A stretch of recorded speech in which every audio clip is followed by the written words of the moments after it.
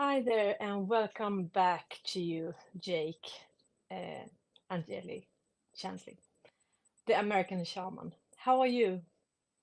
I'm doing well, thank you. How are you? Thank you. It's kind of early for you, right? Yeah, but that's okay. Yeah.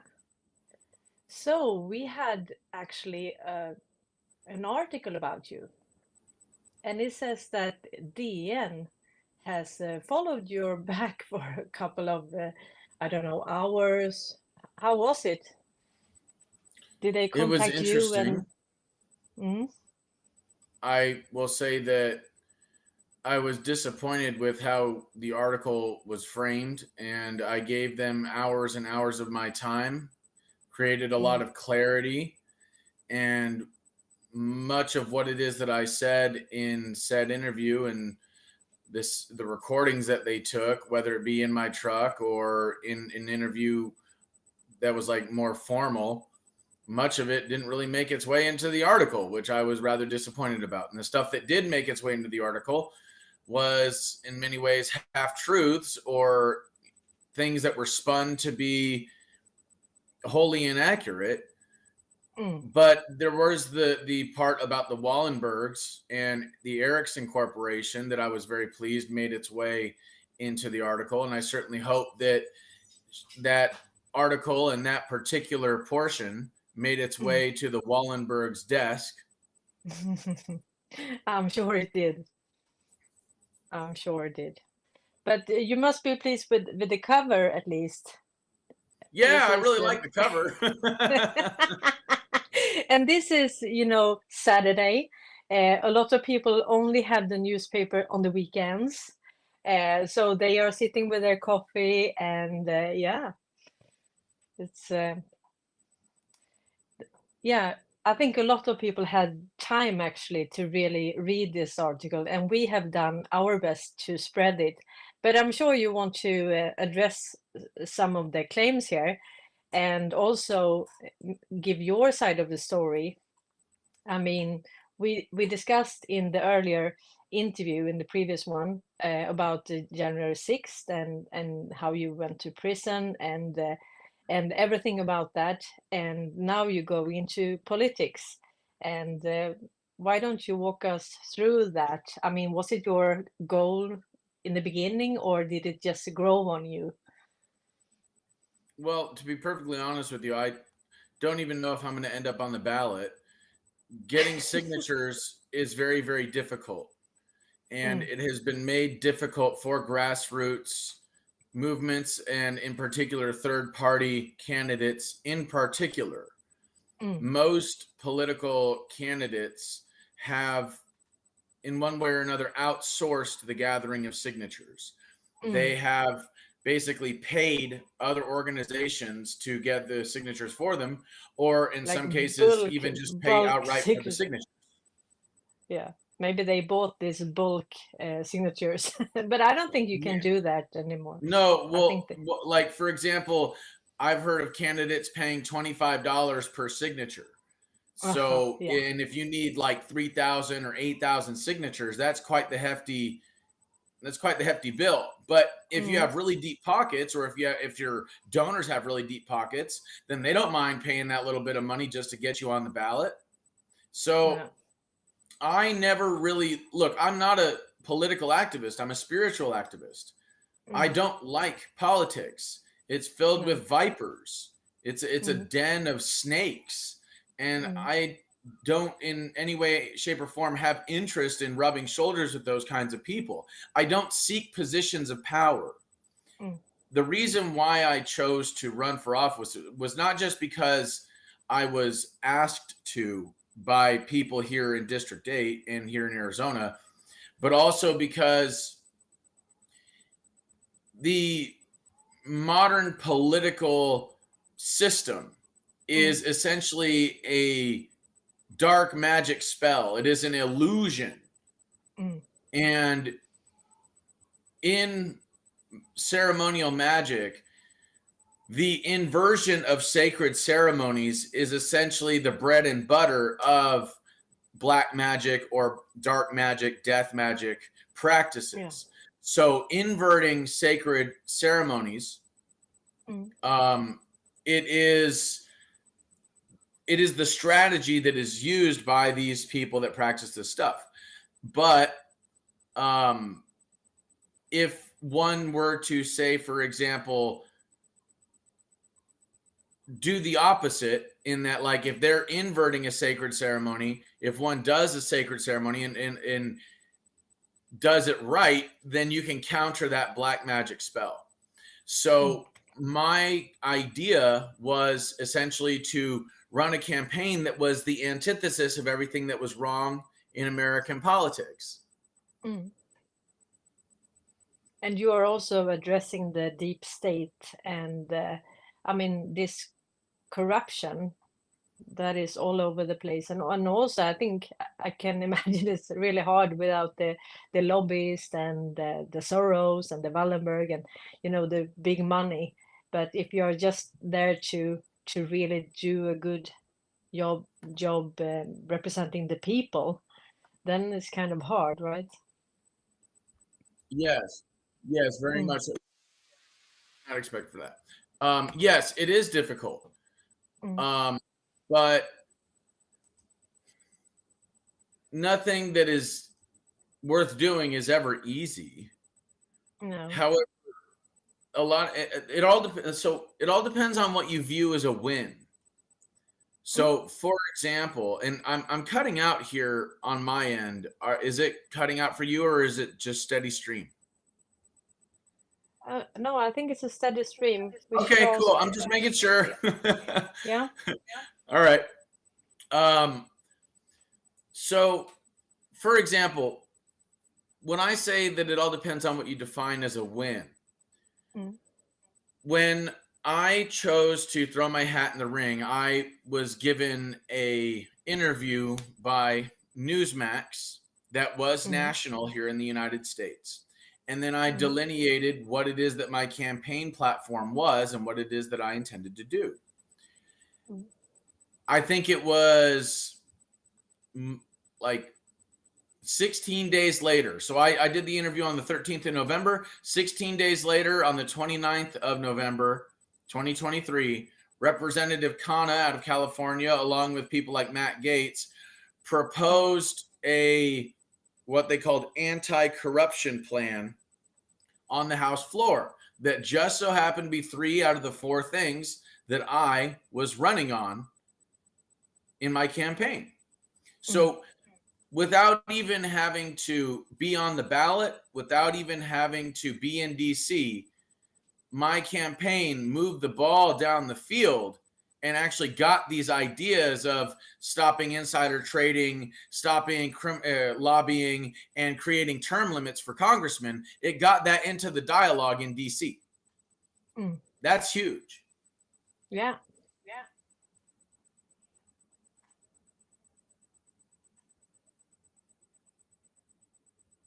So in my opinion, that's a win.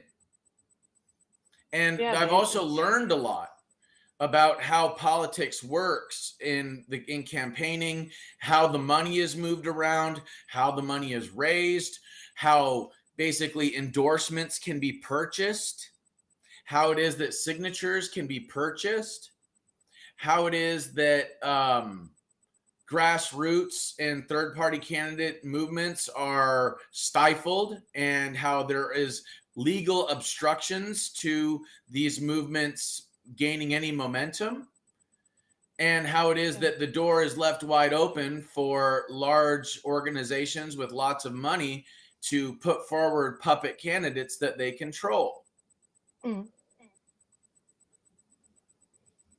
Yeah, and I think, I mean, I can hear myself. Let's see what happens here.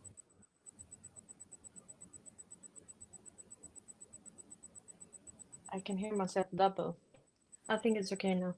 Yeah, but we can see now that many of the politicians now, like Marjorie Taylor Greene, you have a lot of them coming into Congress now and working truly for the people, and really are outspoken about all the corruption and how this system was rigged, right? Well, the system has been rigged for a very long time.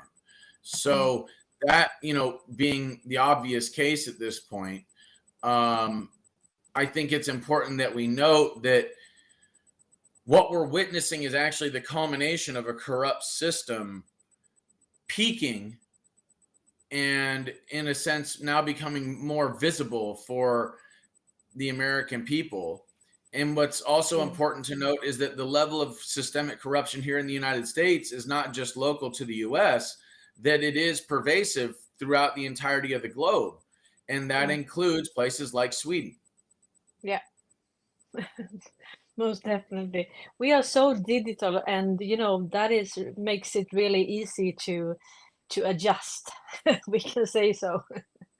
And if we go back to the article, I mean, you said something really nice here about, and I think you should be really proud, Jake, because actually Dagens Nyheter is a really old, well-renowned newspaper, and that they use you, I mean, and your words in order to educate the Swedish people about surveillance and child pornography. And what you said here, maybe I think you can phrase it better than I can, but first they asked you about Q and if you will represent QAnon in Congress, and you said that Q is over and that the operation, I think you mean psychological, like PSYOP, was really successful.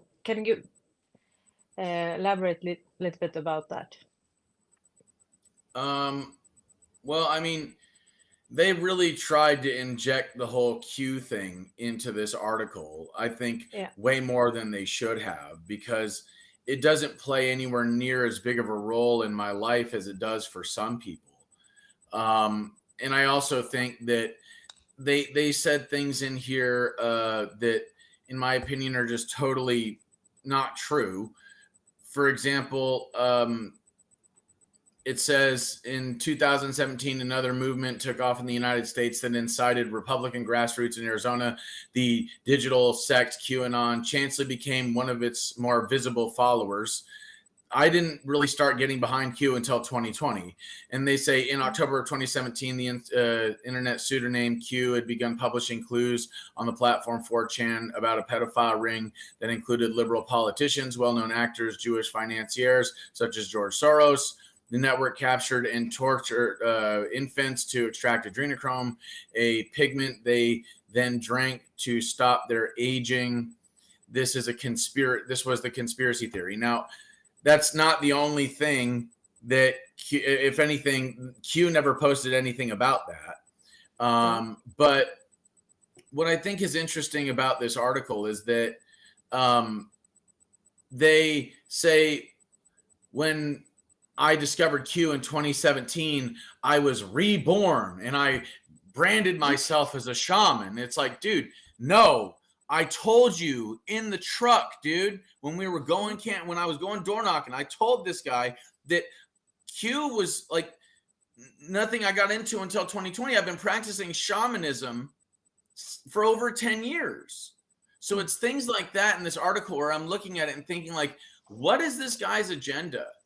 Because it's like, well, bro, I told you what actually happened. And he also says in here, Chansley was then an unemployed actor. I'm not an actor. I never said I was an actor. And then says, but unemployed actor. What's that? Yeah, unemployed actor. They can twist things. Yeah, and it's like, it's a hit piece. And then so, but after signals from Q, he began to expel himself in prairie wolf fur and bisons. It's coyote fur. I told you it was coyote fur. And bison horns to protest against the perverted power outside the courts and polling stations in Arizona. First of all, I never went to polling stations, never went to courts. I told the guys I went down to the Capitol here in Arizona and banged my drums, sang my song, and gave speeches outside of the Capitol buildings here in Arizona. That would be the Senate, that would be the House, and the governor's tower. Has nothing to do with courts or with polling stations. So this is the kind of stuff where I'm just looking at the article and going, really, dude? Really? You're gonna lie to your audience? You're supposed to be a prestigious newspaper and you're gonna give them disinformation? Exactly. Yeah. But then, I mean, the good part is Chansley considers the disclosure of Ericsson's suspected bribery deal with IS as part of the clearing up. I mean, because Q was an operation that gave us clues and it's only information. I mean, you can't really follow Q. Yeah, you can read the post, but it's not more than that. But part of that was also this modern slave trade, right? And then it said Ericsson is owned by Wallenberg and has forced to pay billion in legal settlements with the U.S. Department of Justice. It's a fact. The next step in the shaman's train of thought is more fantastic. Okay, through Ericsson, the Wallenberg owned telecommunications all over the world. He says, well, he says it's it's a fact. 184 countries. How is it then that digital child pornography is allowed to travel through their hardware? Do the Wallenberg know about it? I don't know. But could such a powerful family as the Wallenberg stop it with one single phone call? Undoubtedly, yes. And I mean, just for them to write that, I mean, you have to look at the pace also for the Swedish people, for the Swedish audience. I mean, it's Saturday, they are drinking their coffee, and they read this. I mean, this is revealing, and it comes from you. So this is really good. Well, but what I find interesting about it, and this is why I'm somewhat upset with the author's portrayal, is that they insulate that very real assertion based in fact with all of this other stuff that makes me seem like a lunatic or makes me seem unhinged somehow. And so it's like this very real fact and these very real facts that I'm talking about regarding the Wallenbergs and Ericsson, they are in one way or another tainted by the person that they're claiming is delivering this information. Now, am I glad that that information made its way into the article? Absolutely. And I think I told you earlier that if it takes having a hit piece written about me in a Swedish newspaper or magazine to get the truth about the Wallenbergs and Ericsson and the transfer of child pornography through their hardware to the Swedish people and the people of the world, then okay, I'll take the hit piece. I'll take the hit. As long as that information gets in there, all right. Yeah, and then it says myth and reality slide together in Chansley's brain. And that's what I'm saying about, like, it's a hit piece, and this guy, he promised that he wasn't going to do a hit piece, that he was going to remain objective. And I told him at the time, I said, well, we'll see what you do with this. And if you remain objective and you don't write a hit piece and it's just the facts of what it is that I've said, and you don't take me out of context, you don't distort what it is that I've said, then we can do another interview in the future. But if you write a hit piece and if you choose to manipulate what it is that I'm saying for political gain or whatever, then I promise you, we will never do another interview. And I think that's fair. Yeah, my cat came down, so I just let him out. He no felt worries. that this was really, really interesting. Yeah, no, but I understand that you are upset, but I think, I mean, this is how the Swedish media works, and we are famous for how hard held we are by the media.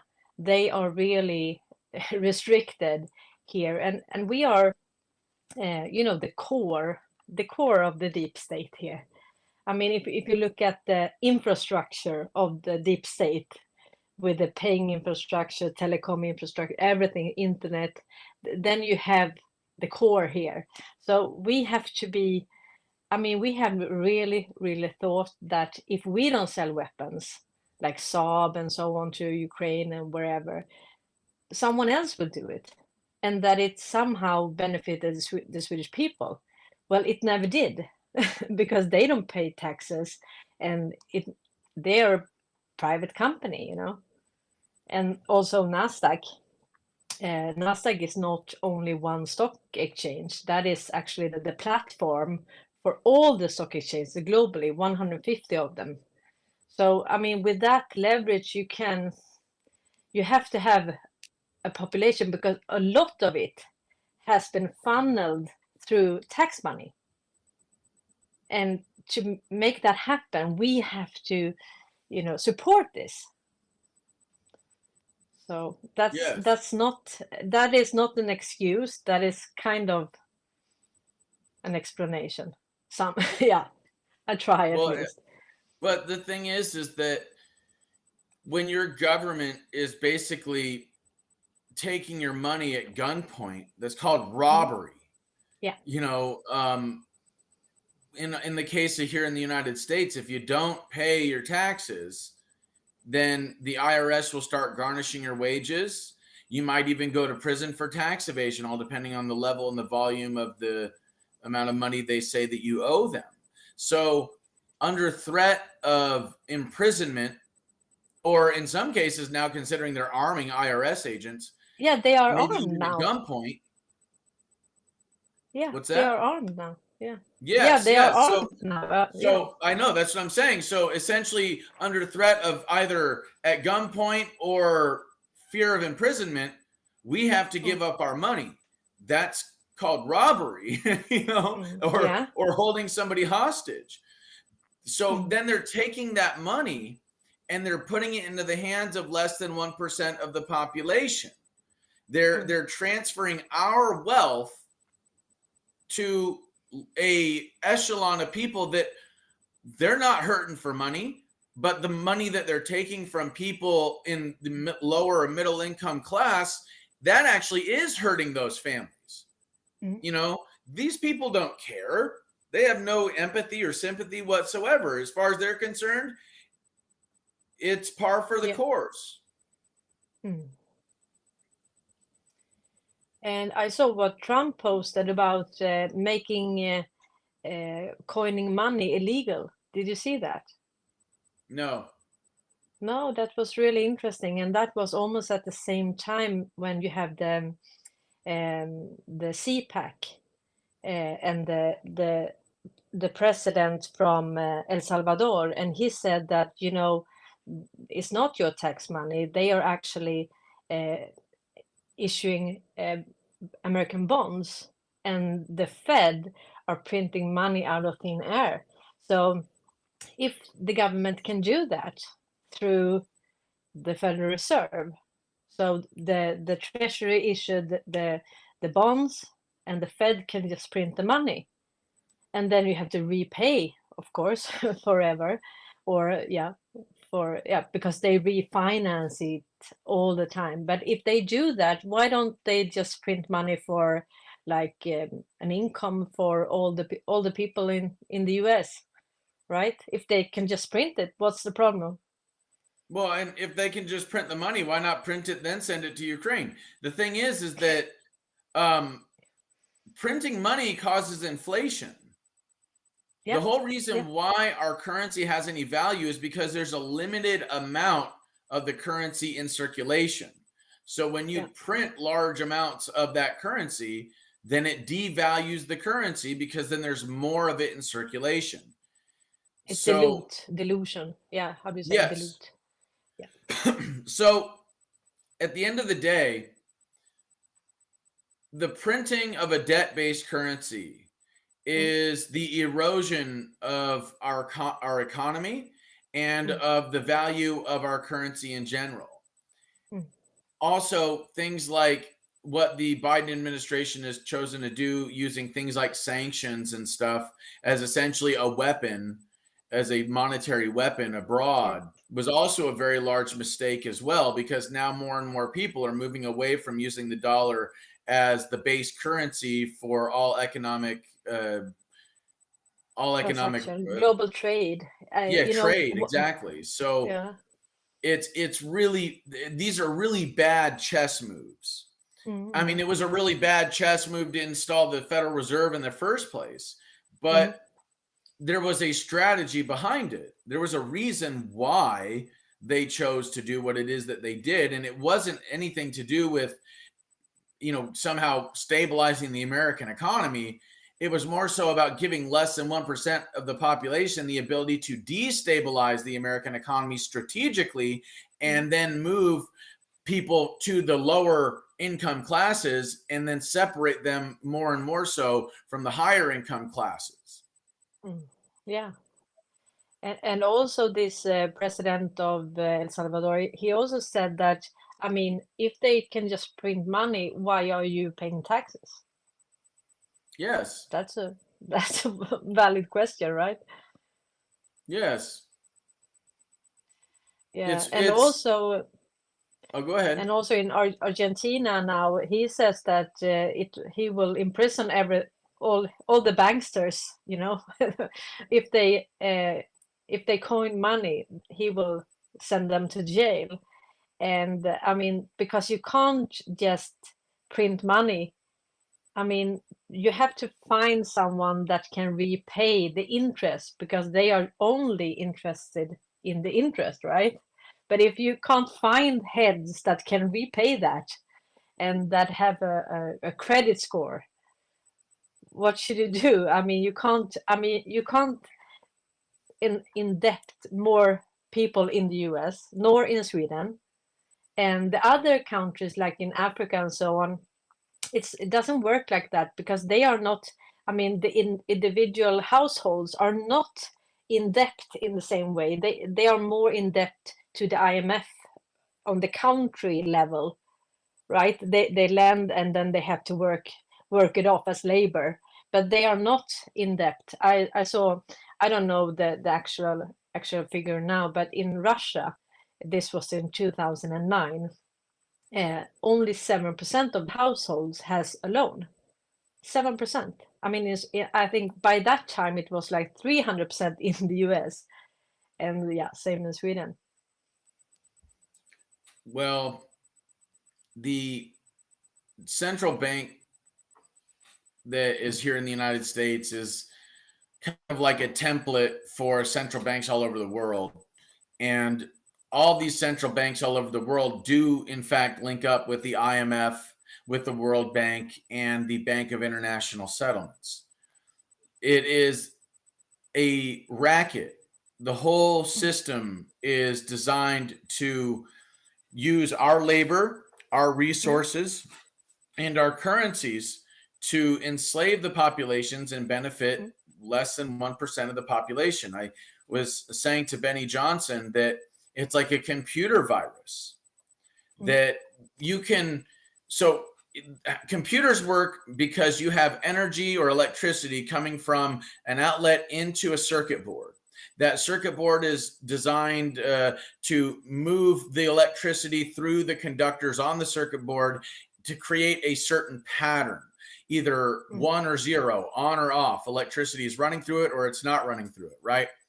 And that pattern, there's a pattern that comes through that movement of that electricity through the circuit board because it's happening over and over and over again, multiple times per second. And that pattern can be governed based on algorithms, based on software, right?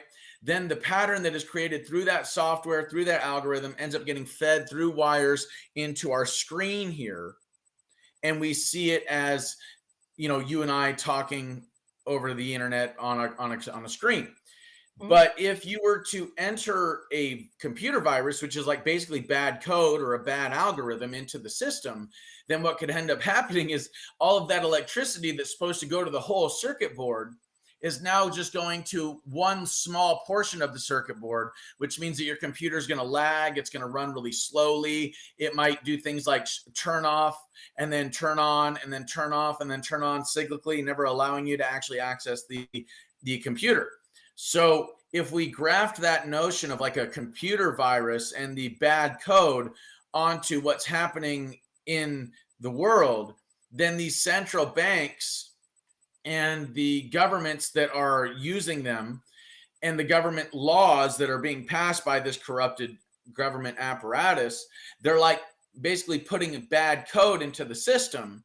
They're running a bad algorithm, a computer virus that is taking all of our energy, all of our resources, all of our labor, and redirecting it to benefit less than 1% of the global population. Mm. And this is why our progress is slowed, because our global consciousness is lagging. Our global system is lagging because we are redirecting all of our energy, time, labor, resources to less than 1% of the population. And the Wallenbergs have quite the role to play in all that, especially considering what you were saying about like the NASDAQ and global trade, especially when we get into things like global telecommunications and how it is that that plays a role in our infrastructure and in the cyber realms. It all plays a role in one way or another in the global apparatus that is being used to control and enslave every man, woman, and child for generations to come. Exactly. And if we look at Bank for International Settlements, actually, I mean, without telecom, you can't log into your bank. You can't access your digital confetti because it's only digital, you know, what you have in your bank account. So if you have no internet, if you don't have a telecom, if you don't have power, you can't access. So what is it worth, right? Yes. What it's not tangible. You can't touch it like you can do with gold or silver. So actually, I mean, the system, you have to understand, I mean, the whole system works on telecom. It has power. It's an infrastructure, you know, it takes roots. And if you can control that, or if you can make that happen, or, you know, end it, so no one can access. So you can say that, okay, the Rothschilds have 70 trillion, I don't know. But if they can't access their funds, what is it worth? I mean, so I think when Trump said that Ericsson is a matter of national security, that's what he meant. That, I mean, this is intertwined. This is one system. It's not only in theory. It has to work. You know, it has to operate. And that's really important. And that's why they took control, as you wrote in the piece here as well, that they had to pay the DOJ, but also that they had to leave the control for 3 years. And then they prolonged it now to mid 2024. Right. And so that is so important because, I mean, if they are funding ISIS, ISIS. and at Yes. ISIS. yeah, Yes. ISIS and Al Qaeda. They also sold the coordinates to Al Qaeda, and you know they are behind Soros, so they have funded all these NGOs and organizations and so on. So I think that was so vital for, yeah, the Space Force, because now they have control over all the telecommunications from 2022, right? They took control over all the communications. So now I feel more secure that, okay, now at least the internet and telecom, it's in the hands of the American military. Well, And I that hope feels good. so, but I don't know. I mean, the way I look at it is I try to think of it in terms of global warfare. If Mhm. you co-opt or control your opposition's communication lines, then you have access to all the information necessary to win the war. I think a really Yeah. good example would be what happened with British intelligence, MI6, and Alan Turing during World War II. Are you familiar with the Turing machine and the breaking of the Enigma code from the Yeah. Nazis and all that? Yeah. Yeah. Please go ahead. So Yeah. when they cracked Enigma and they began to know what the Nazis were doing, where they were sending their resources, where they were sending their troops, how many troops, all of that stuff. That was the most valuable thing in the war. Wars are not just won because of tanks and guns and bullets and bombs, airplanes, battleships. That's only a part of the war. The real war is actually won by the procuring of information. Yeah. My cat is climbing out trying to climb out the window. That's what all that was about. So, is it high? The idea here is that if these people are attempting to win a global war, mm-hmm. or at least control the battlefield, then controlling telecommunications on a global scale is essential. It is essential for them to control all of our communications. Yeah. But it was kind of easy because since you had one party, one company in 184 countries, and that also was in control of the Bank for International Settlements, it was kind of easy. And also the same party, Wallenberg, that controlled ABB. So the power, the telecom, and the paying infrastructure, it was all the same entity. So that's easier, right? Than if you have like 100 companies having a small part in everything. So it was good. It was good in one sense, and it says in this criminal report from the DOJ, it actually says that that they had to they have to give up control for 3 years, and they have an attorney. Indefinitely? How about indefinitely? Yeah, like exactly. Why 3 years? Come on. Yeah, but I think they have frozen their assets because there was one politician that was also at the Bilderberg meeting, and he was in Chile as well, because the Swedes were investigate, this children that got adopted. Many of them allegedly were stolen. So when the journalist in Chile started writing about that, he had to go from the government directly and just, I don't know, make them quiet and make it go away, but it didn't, right? And his wife is still there. And then he was at the foreign ministry. Yeah, how do you say that? And for 6 months now, he has been working with the Wallenberg.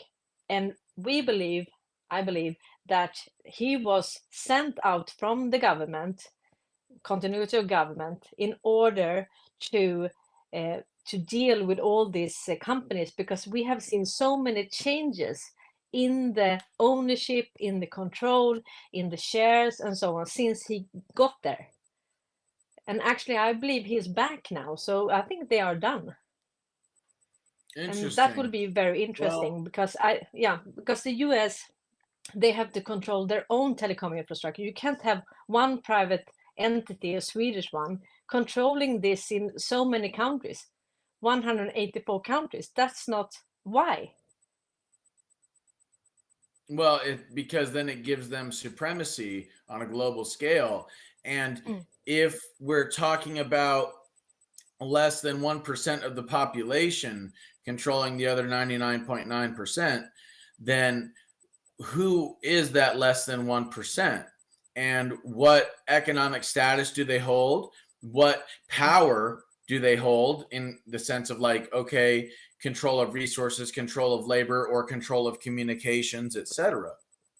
Now, centralizing anything usually ends up in corruption. I'm not against government. I'm against corruption. And when we talk about the deep state, what we're essentially talking about is government is less than 1%ers having tyranny and ultimate control and masquerading as governments, or using the government's monopoly on force to reinforce corporate monopolies on resources, labor, or telecommunications. Yeah. So in our case here in the United States, we have, in our communications with the Wallenbergs and Ericsson, we were basically allowing a foreign nation who was not beholden to the Constitution to control our cyber infrastructure. Yeah. That's an issue of national security. Yeah. Now, if our government is so corrupt that it is in league with these international entities, of which Ericsson and the Wallenbergs are a part, if that's the case, then how would one take the country back and the infrastructure back? It would have to be a long, arduous legal process, that's for sure, because all of this stuff has been written up as contracts, and through things like contract law and through things like certain legislation that's been passed, it has all been made to be quote unquote legal. Yeah, exactly. Yeah. Policies. Yeah. Yeah, but I think we are lucky here because they have done so many crimes against humanity and also proven they have, paid, all this all the settlements. So we are lucky that the executive orders of Trump, so he could actually freeze their assets. So I believe that we are lucky. I believe that what happened, and they were also trading in the US dollar, of course. And with that, you also have jurisdiction over these entities. So this is, I think, this will work smoothly. And it's really interesting what this guy, his economist at the SEB, is the Bank of the Wallenberg, and he said actually that, global trade, about 90% of that was done in dollar. So that means only by that you have jurisdiction like all over the world and with all major companies. Right. Well, here's the thing, though. These less than 1%ers that own and control the banks, they also own and control most of the, if not all of the corporations around the world. Yeah. The biggest international corporations are also under the umbrella and the control of those that control the banks, because how are these corporations going to remain stable if they don't have any money, right? No. They want to print money. And they can, if it comes to a company, they can just print the money as long as you promise to repay it. So you have something, a signature on a paper that they can print the money. So, and if they need money, they can just make up a new company. This is a company, and who are really, controlling that they are not doing? How many of these social security numbers are real, and how many are like shadow profiles, trolls? Well, Non-existent. shadow governments and shall we say fraudulent corporations kind of go hand in hand. The shadow government ensures that they use these puppet corporations to do their bidding. One of the things I think a lot of people don't really understand is that these days countries are still being invaded, but they're not being invaded with standing armies. They're being invaded with corporations. So governments will find it very difficult to, say, for example, build a deep underground military base, because these deep underground military bases require nuclear tunnel boring machines. They require things like massive amounts of concrete, wiring. They require electricians. They require like the air vents and ventilation. The list of things that is required for one of these things is astronomical. So it's much easier for the government to contract out that kind of labor and that kind of work to a corporation that does this stuff all the time. And in this sense, it's actually much easier for a corporation to procure tons and tons of concrete and wiring, and the contractors to do the wiring, et cetera, the tunnel boring machines. it's much easier for the corporations to do these things on both a national and an international level.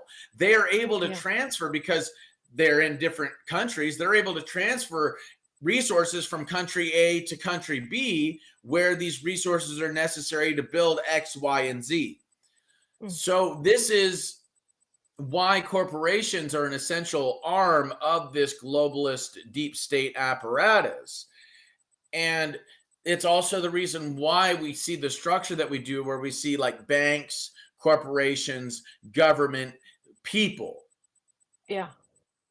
And also when they invade a country, they get loan from IMF, they get the central bank if they don't have one, they get in bed with the WHO, and they start vaccinating all the children, and they are in debt, and then they come and they steal their resources, and then they use like tax money and newly printed money in order to bribe themselves into these countries.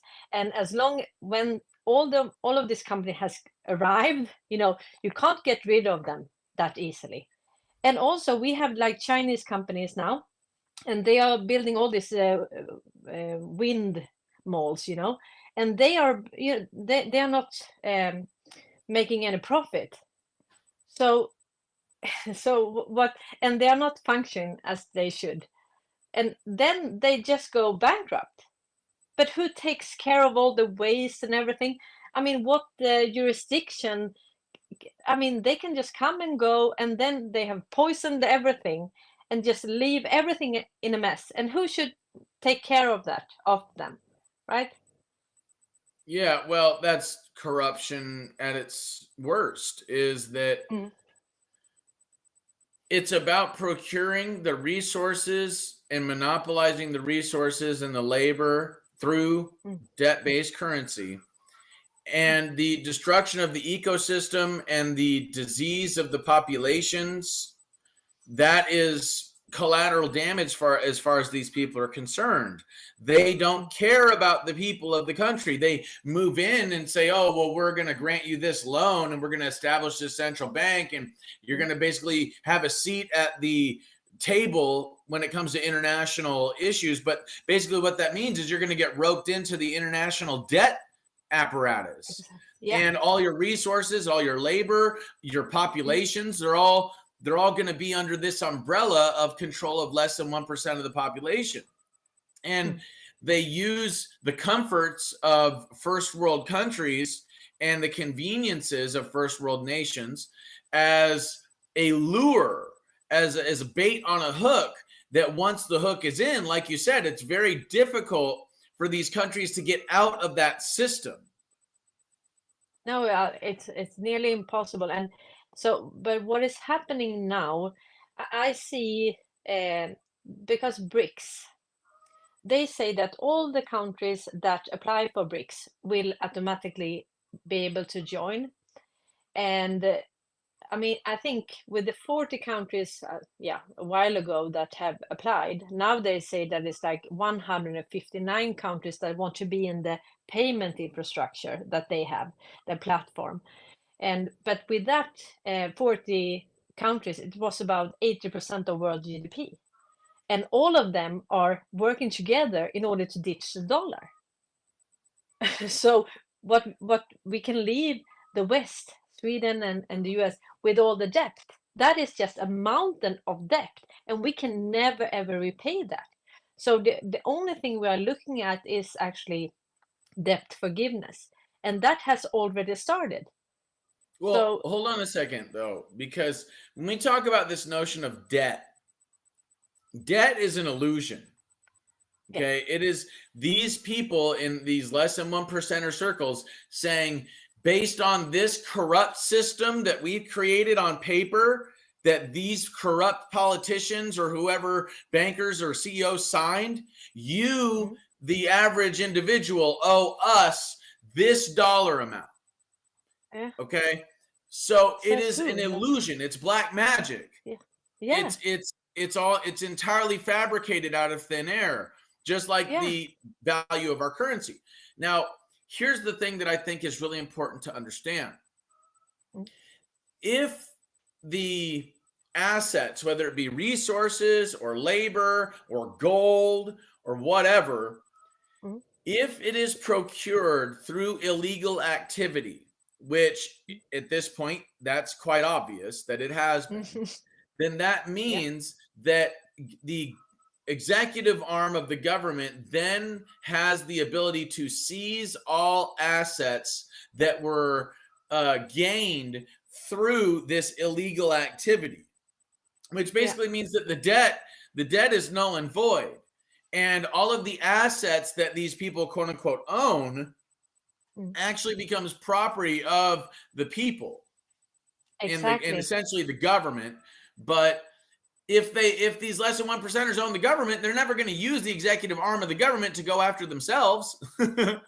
No, I found this. This is like 2,300 something pages, uh, and this is from March 11, 2024.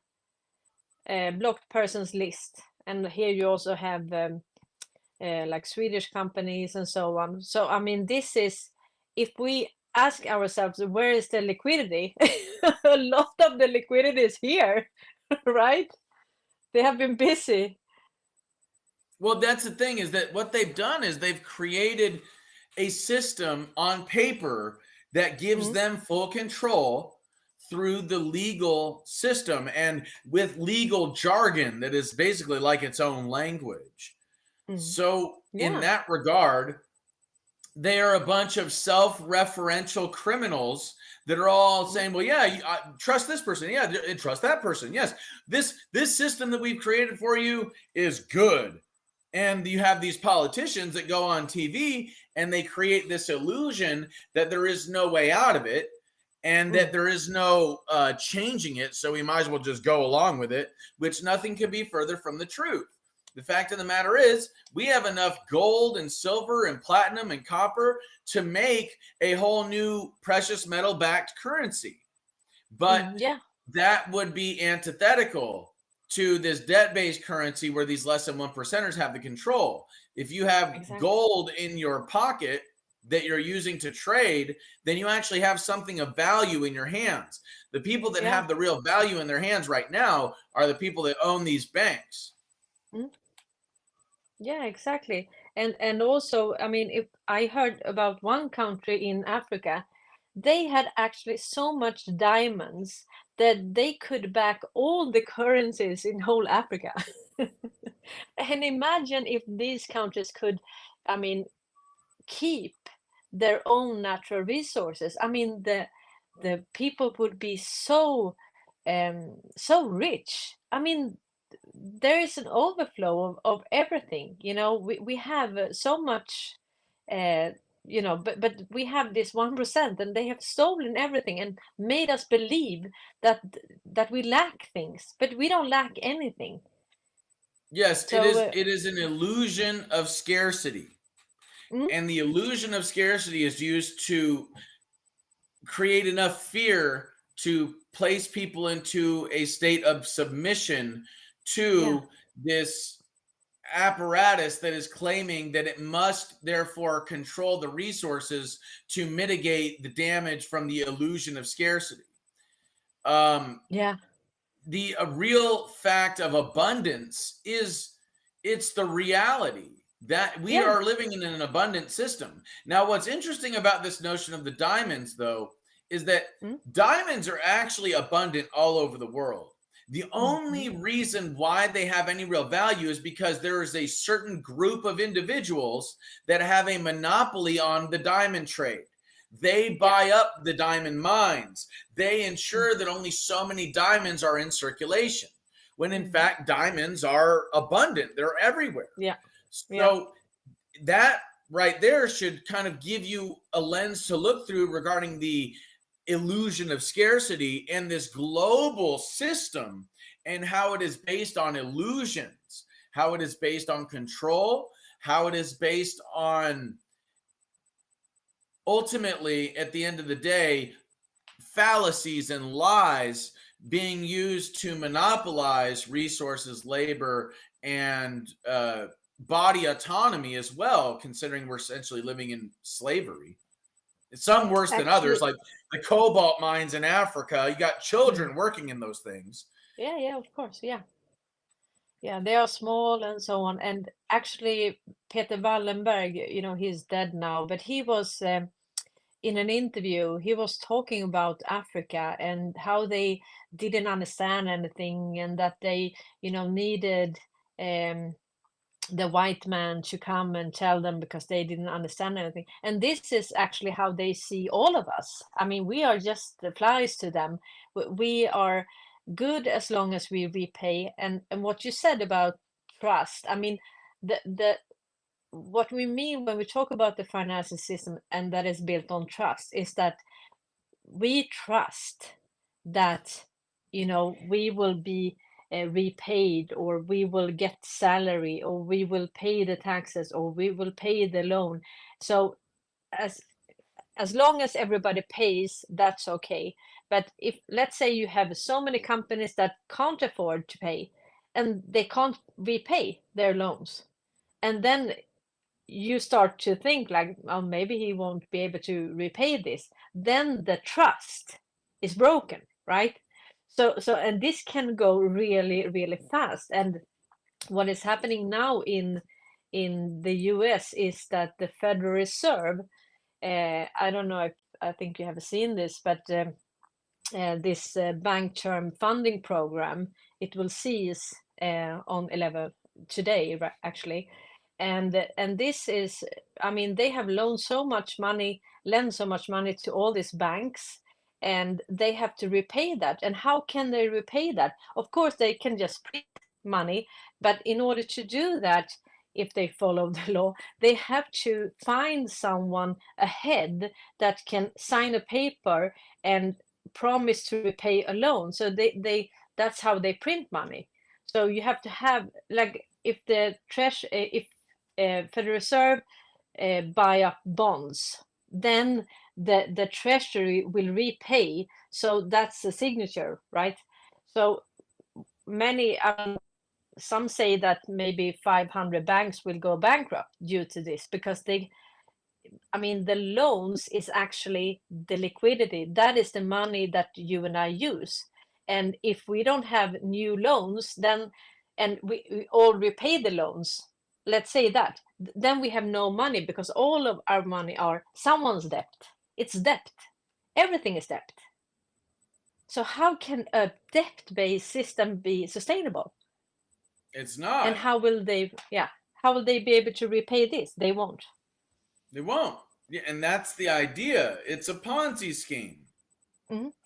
It is designed to fail strategically, so that at the end of the cycle, what ends up happening is that as a means of paying the debt, the real things of value, resources, labor, livestock, food, water, that kind of falls under resources. Yeah. All of those things are then seized. Homes, right? Land. Yeah. All these things are seized, and they say, well, you owe us this much money, and you don't have the money to pay for it, but you do have this land, you do have that cow, you do have this water, you do have X, Y, and Z, and we are going to take it. Yeah, but also when the banks now, when they can't repay, actually we have a, what is it called? They want to take your, let's say the banks can sell their debt to another institute that will try to not the IRS, and they will try to take the money. So they are actually buying in bulk all this debt. Yeah, you're talking about like debt settlement and like debt settlement firms and stuff like that, where they basically buy the debt at a certain price and they say, well, we will pay this much amount of this debt, right? Is that what you're talking about? Yeah, but in Sweden they are nearly bankrupt. So the debtor will end up with the debtor, So this is kind of hilarious. Yeah. Well, it just So shows the illusory nature to the system, yeah, that it is all a illusion created by less than 1% of the population so they can acquire the things of real value. yeah. And also, you know what I found? What was really interesting? Um, it was this homepage, uh, occ.gov, and if you search here for quantum financial system, you will find documents that prove that it has run parallel since actually June 2020. Uh, I thought it was later. I thought it was in August. And on page 3 here it says that in preparation for the global currency reset and the arrival of the quantum financial system currently running parallel. Yeah, so this is really interesting because a quantum financial system will be fully transparent. You won't be able to I mean, it has been transparent all the time, but not for us, right? Those who control the telecom infrastructure, they can see everything. And also with the crypto, we have seen that the US government have taken back stolen crypto. So it was not that hidden, right? It was not hidden at all. But with this system, this will be fully transparent, and all the password, it won't function. And we have heard that, Wallenberg, they have had quantum computers for a long, long time, and also AI. So with that leverage, with supercomputers, AI, metadata, and the platform, NASDAQ, and so on, stock exchanges, the telecom infrastructure, and what you said about that they could actually stop human trafficking, everything, on the dark net. They could have stopped. Yes. And that is why I think that it was so important for the Swedish people, but also for the Wallenbergs themselves to know that essentially we're on to them. And it's like, look, dude, I want to believe that there's some sort of semblance of a soul left in that hollow husk of yours that you call a body. And if you really don't want to go to hell, I would recommend that you do something to stop all of this stuff that you are essentially tied to karmically, that you are essentially responsible for. You have Now a you can very send real your message. opportunity. They have a very real opportunity with the power that they have to do something good for the world, to set the world free in one way or another, to stop the transfer of child pornography, to identify people that seek to do harm, whether they be terrorists or just lunatics in general. They have the ability to, just like the Rothschild family does, they have the ability to set the world free. They have the ability to green the deserts, to make food abundant, to clean up the waters and the land around the world, to clean everything up, and to turn this into Eden again. But they don't want to do that. Is that because they worship Satan and are weirdo Luciferian pedophiles? I really don't know. Their behavior indicates that that might be the case. Their priorities certainly indicate that that might be the case. But this is their opportunity. That's why I'm so glad that that was placed in the article, because it's like, look, bro, if you didn't know about it before, you know about it now. So do something about it. Or guess what? When the hammer comes down, and it will, where do you think you're going to be on Judgment Day? What kind of crimes will you be held accountable for when the shit hits the fan? And it's getting closer and closer to that time, day by day. This is the apocalypse. Yeah, and also if we talk about the Bible, I mean, even the Bible knew that there was actually, I don't remember how many years, but if you were a slave, you had to be released, I think, after 7 years.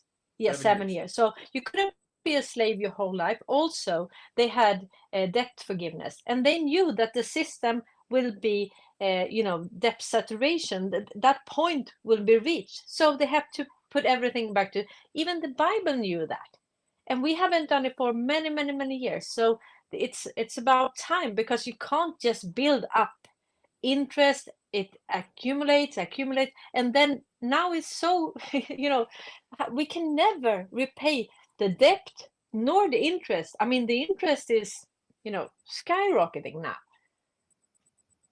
Totally.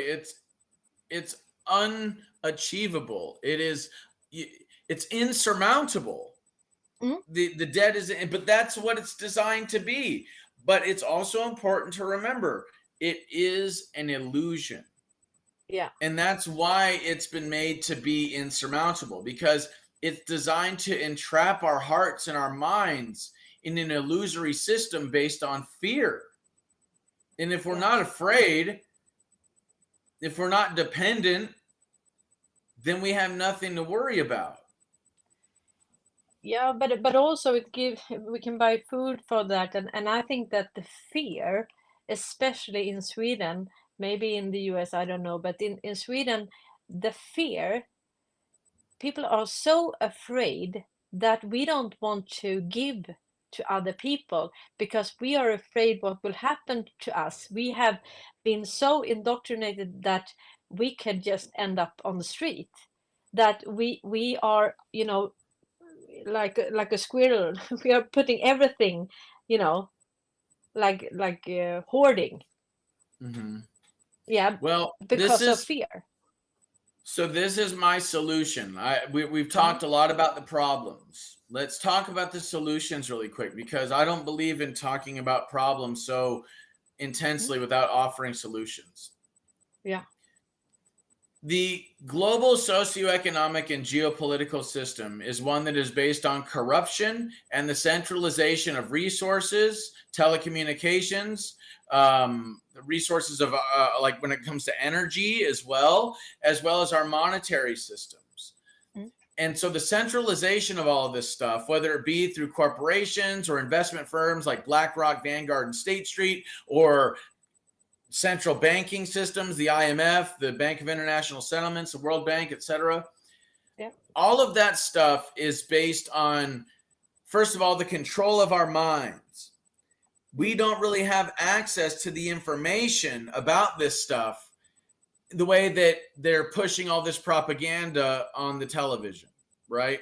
If they were actually talking about this stuff that really matters, then we would not be living in the world that we live in now.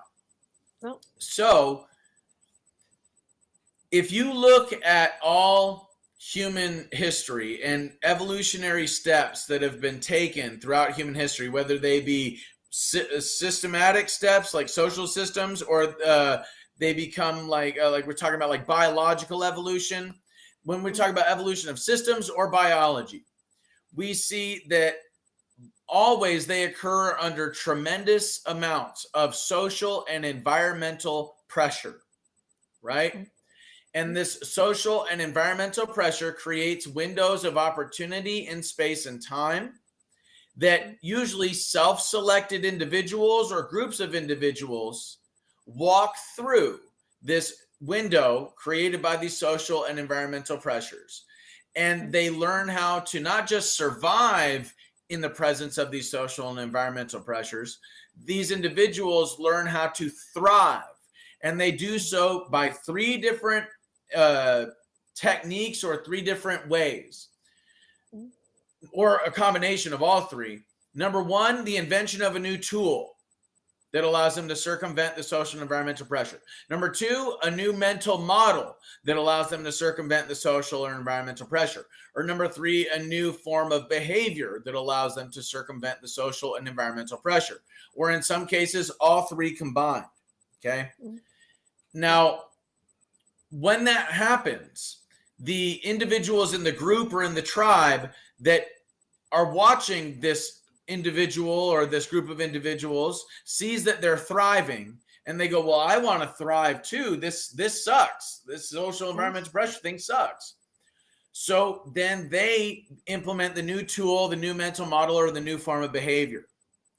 As that takes place, the thought patterns change in the tribe and the dialogue changes in the tribe. Now, in our case, we are dealing with literally global levels of tyranny and therefore global levels of social and environmental pressure.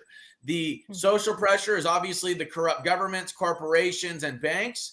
The environmental pressure is not just the pressure that all these institutions are placing on us and like talking about taking away our children, but also the pollution that these institutions are producing that is destroying environments and making food scarce, making water scarce, and destroying ecosystems for literally thousands of years to come.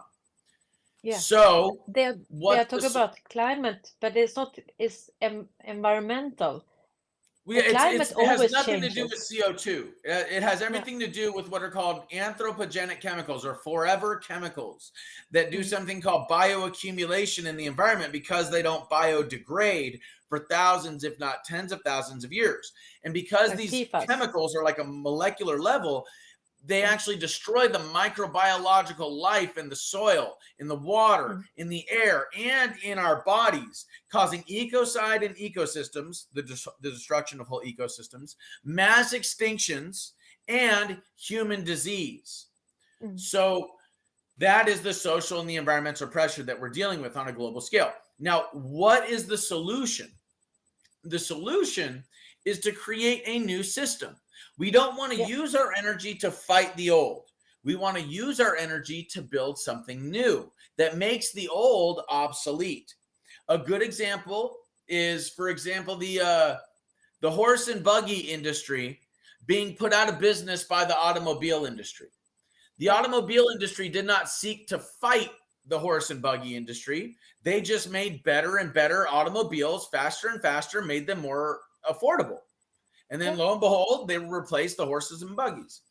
Now, when it comes to our system that we're using, control of our energy supply, control of our resources, our labor, our food, our water, our land, all of this stuff can actually be circumvented by creating a new system. Infinite free, clean, wireless energy is at our fingertips when we decide to use Nikola Tesla's Tesla towers, right? Happen. Force is infinite, then you make war obsolete. Okay. Also, these Tesla towers can be used to create a new communication grid. So the Wallenbergs and their hardware, the satellites, the cell phone towers, the televisions, radio towers, all that stuff.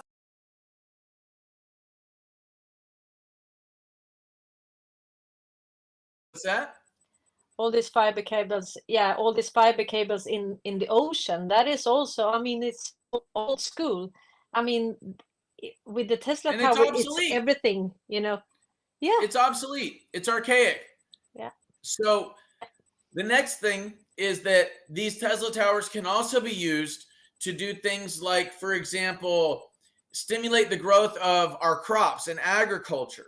So we can actually, without the need for pesticides or genetic modification, we can actually create massive amounts of food abundance through the use of frequencies that enable these plants to grow rapidly. And like I said, without the need for genetic modification. We can also use these Tesla towers in combination with certain bioremediating fungi and plants that consume the toxic chemicals in the soil or the water or the air and convert them into organic material. And so we can actually reset our ecosystems as opposed to having them be destroyed for thousands of years. We can also do things like manipulate the weather without the need for chemtrails and stratospheric aerosol injections and HARP technology. We can manipulate the weather in a way that steers hurricanes away from cities, that steers tornadoes away from cities, that does things like rains crops or brings us rain and greens the deserts, right? Yeah. All of this stuff would create abundance. And in the presence of abundance, war is obsolete. So, all of that being said, there's also a new form of medicine that can be used, a new medical system Yeah. Dr. Rife, R-I-F-E, Royal Raymond Rife, was working with Nikola Tesla on the use of frequencies and vibration to kill disease and to boost human health. Okay. So Yeah. there's that. And there's also all sorts of cures in nature that have been suppressed. Obviously, things like cannabis or psilocybin mushrooms are helpful when it comes to things like seizures or depression.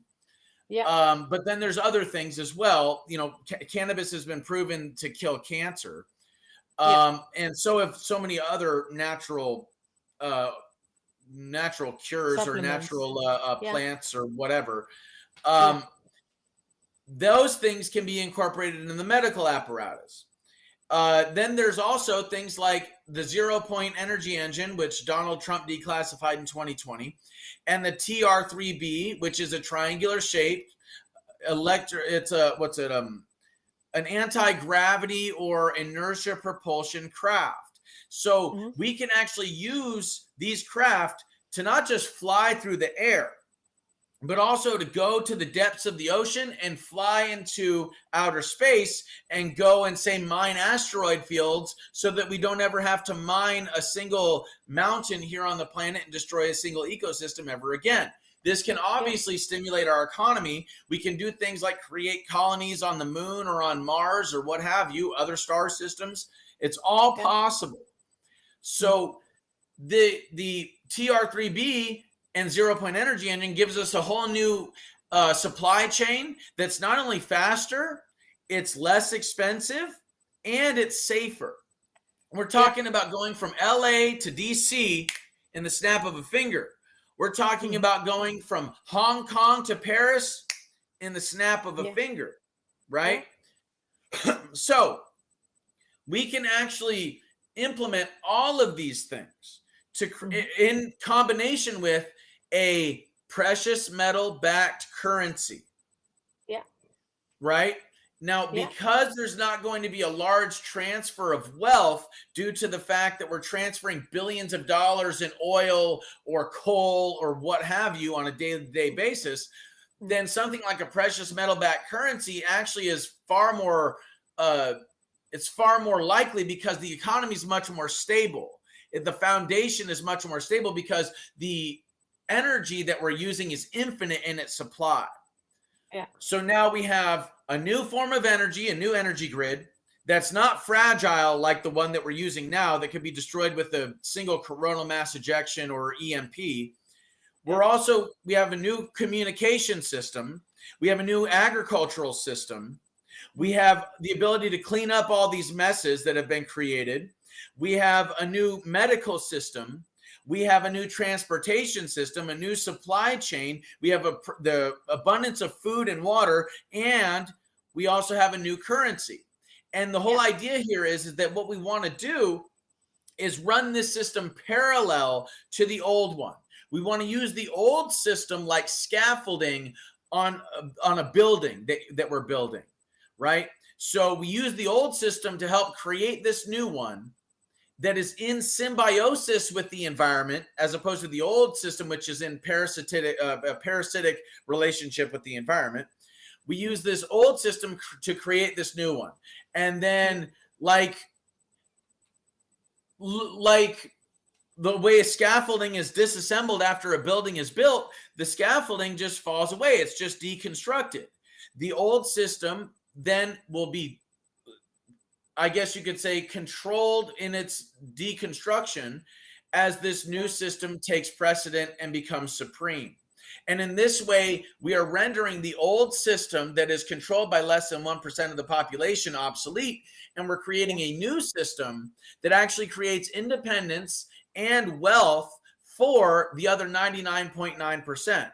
It puts the power literally back in the hands of the people in the form of infinite free, clean, wireless energy, in the form of decentralized communication, in the form of stimulated agriculture, and in the form of having literal, like, precious metal currency in our hands to trade amongst one another. Yeah. And then we will look back on this system and see that what was this system? Those who invented them must be corrupt, or just how could we have a system built on competition we can't have a society, right, built on competition, because if you compete, the one party will will die or get out of business.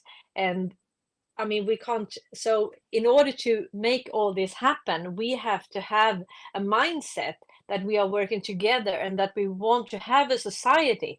We can't just compete. And but they have, you know, they have given us the illusion that we lack things, that is the world is not abundant, and that we have Right. to fight for our right, or just our survival. And that's just hilarious because there is so abundant. Yes. Now, final point, because I have to go, unfortunately. I know. Final point, we are under a tremendous amount of social and environmental pressure. And we have the tools that I just explained, Tesla Tower Tech, 0 Point Energy, TR3B, Dr. Rife's machine, digital, precious metal backed currency that makes digital currency and all this debt-based stuff obsolete. Those are our tools. The new mental model of reality is understanding how this corruption has been going on for a long time, and understanding the metaphysical principles behind how this technology works, whether it be Tesla towers or 0 Point Energy or what have you. Then the new form of behavior that we need to employ during this social and environmental pressure is nonviolent non-cooperation. It is essentially non-compliance with this evil system. If we don't pay taxes, they cannot get our resources, our labor. They can't transfer our wealth into the hands of less than 1% of the population. You see? So at the end of the day, we as humanity have to use all three of these methods to circumvent the social and environmental pressure and evolve. We do not want to revolt. We do not want a revolution, because then we're on the hamster wheel. We're on this revolution over and over and over again, this negative karma. What we want to do is evolve. We want to get off the hamster wheel. We want to create something new that renders the old system obsolete. Don't waste our energy fighting the old. Use our energy to build something new, and the old will simply fall away. With that said, I'm sorry to say I have to go. It's been great chatting, though. Yeah, and the audience loved it. You are on fire. And they love that, truly. And I mean, so Q was actually one part in this puzzle in order to make us evolve, to understand the system that we were in, and also our capacity, if we work together, from a grassroots level, in order to build something new together. Oh, absolutely. And now, just really quick, I noticed a typo here on your it's actually at America Shaman on Twitter. So you got to get rid of the N there. America, because if you go to American Shaman, it's going to take you to like a CBD company. So it's all good. It's all good. I'm not tripping. But I'm sorry. I do have to go. I have to go get my oil changed. I have to feed the horses. I got to do some stuff. But thank you so much. I really appreciate this opportunity. Yeah, me too. And I can put all your handles down below so they can find you and follow you. And this will be, I mean, all the way into Congress. And we wish you luck. And I hope we will talk again really soon. Thank you. So do I. You have a wonderful day, okay? Yeah, thank you. Take care now. And thanks to the audience. Bye-bye, Jake. Oh, and thank you to the audience. God bless you guys. Yeah, God bless you.